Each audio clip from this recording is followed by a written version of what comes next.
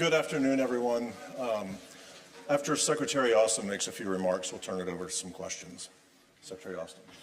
Well, good afternoon, everyone. It's always good to be back at NATO.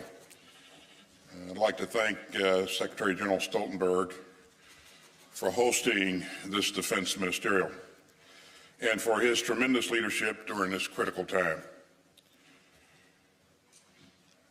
You know, back in 1949, President Truman said that NATO's task would be to build, quote, the structure of peace.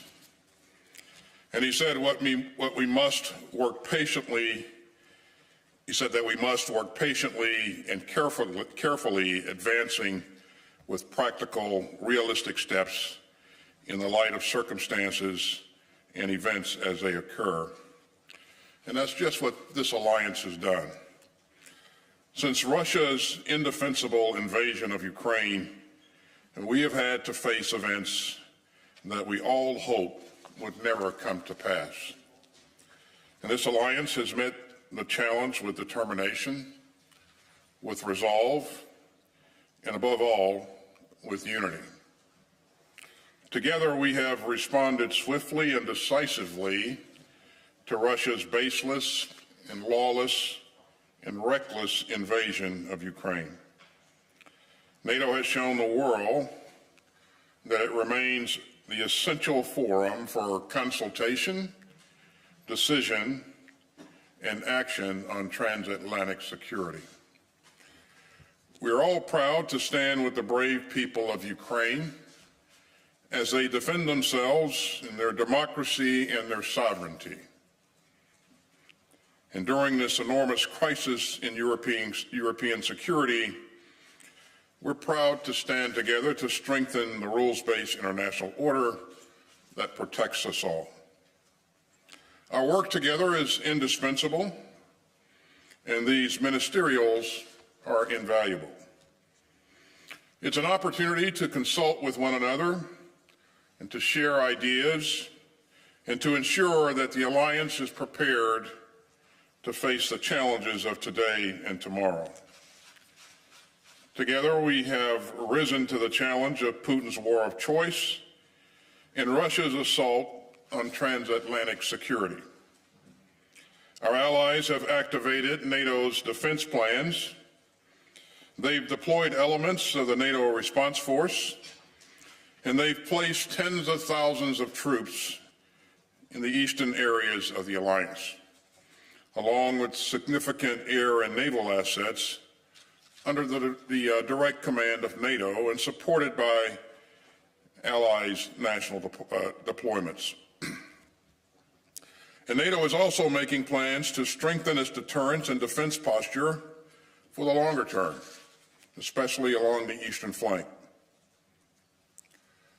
Over 2 highly productive days, this ministerial has laid the groundwork for important discussions and decisions at the NATO summit in Madrid later this month. Now, NATO is also close to welcoming 2 new members to the alliance. And Finland and Sweden have made the historic decisions to apply for membership, and that reflects the appeal of NATO's core values. The values that unite us as an alliance remain strong and timeless, and so does our shared vision of a stronger, rules-based international order in a more peaceful world. I am deeply proud of the progress that we've made over the past several months, and now the good work must continue. And during our time together, I've encouraged my fellow ministers to do even more. We all share the responsibility to procure, prepare, and provide ready capabilities and forces to prepare this alliance for the challenges to come. NATO's preeminent task has not changed: to defend each and every ally's sovereignty, territorial integrity, and independence. And that's why America's commitment to NATO and to Article 5 remains ironclad. Thank you for being here today, and I'm happy to take a couple of questions. How Thomas Kuczka from Frankfurter Allgemein. Thanks a lot. Thomas Kuczka, Frankfurter Allgemeine Zeitung. Mr. Secretary, the reinforcement that NATO allies are considering regarding the eastern flank seems to be along the concept of scalable brigades. So this means that NATO member states will rely heavily on their ability to quickly move forces to theater when it's necessary. We all know about shortcomings in logistics and weapon supplies over the previous years. And I'm just wondering, how confident are you that NATO member states will be up to the task and will in fact be able to fulfill this requirement if need be? Thank you. Well, thanks. I am confident. I have confidence in the process and the ability of our allies to build the capabilities that we agreed that we all need. You know, when I looked around the room in our meetings here, and I saw the commitment and the energy in that room, and you know, it was heartening. It was encouraging.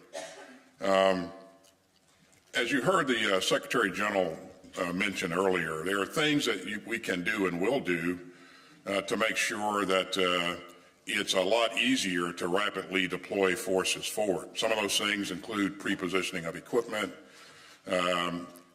putting forces that are at home station on higher levels of alert, streamlining command and control so that it's easier to fall in on a formation. So recognizing the challenges of the past, I think, you know, all of our allies have learned from any shortcomings that we may have experienced in the past, and they'll build to ensure that they have the right capabilities to provide flexible and responsible and combat-credible forces when the time comes. Oren Lieberman, CNN.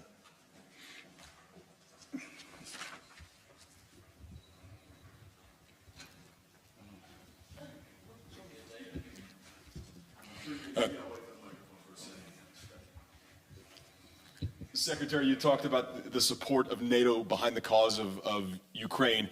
It's relatively easy, by and large, to unite NATO governments, but how do you keep the NATO public engaged when many, including in the U.S., are already more concerned about the high cost of fuel and inflation than they are about what's happening in the Donbass region? How fragile is public support for this as it drags on?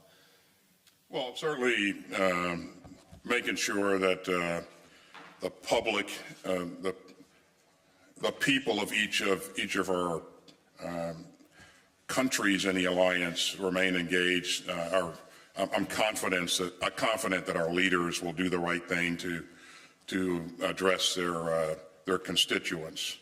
You know, as we come together and talk about complex issues, you know, we can be assured from time to time that there will be differences of opinion, but that's why we have these meetings, to make sure that we really wring things out and entertain any questions or issues that various countries may have, so that they can go back and work with their constituents and make sure that people really understand where the alliance is going and what it needs.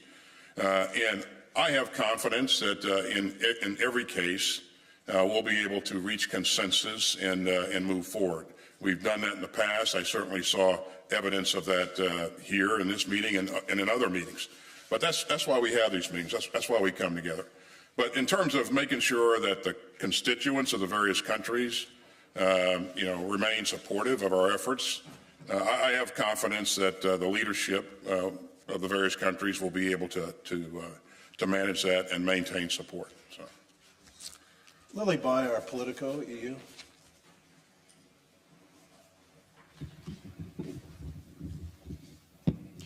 Thank you very much. I have two brief questions. The first is, could you update us more specifically on your thinking on what kind of extra support the U.S. might offer Eastern NATO allies? And the second question is, what assistance is the U.S. providing Ukrainians trying to repair javelins? Thank you. Well, I don't have any announcements to make today. I would say that, as you look back at what's happened since the 24th of February, members of the alliance have really stepped up. We rapidly deployed capability to the eastern flank in order to reassure our allies that we're ready to defend every inch of NATO's territory. So if you look at the things, the increase in force posture since that time, it's been impressive. And so that's kind of reassuring when we look at the future and what we need to do in the future to make sure that we have that combat credible capability. I feel very, very good about us being able to work together to ensure that we have what we need. You heard the Secretary General say earlier that what we're really focused on is not just numbers of boots on the ground. We're really focused on total capability. So capability in air, land, sea, and cyber and space. As we look at putting that together, and you heard me say a couple of minutes ago that there are things that we're also looking at in terms of pre-positioning of equipment, streamlining command and control, making sure that that we have our balance and footprint about right. There are a number of things that we're going to be working on going forward, but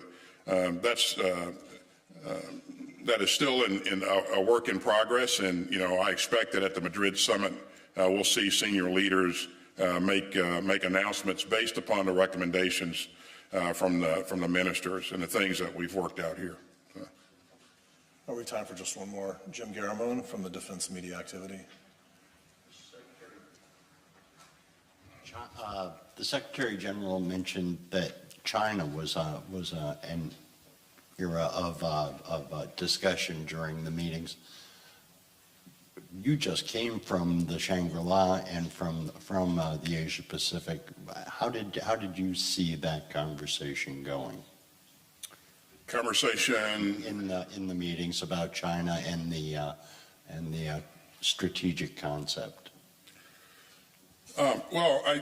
Clearly, the members of the alliance are supportive of what's in the strategic concept, and they recognize the importance of making sure that we pay attention to what's going on in the Indo-Pacific, and we all have a common interest in making sure that the Indo-Pacific remains free and open and accessible.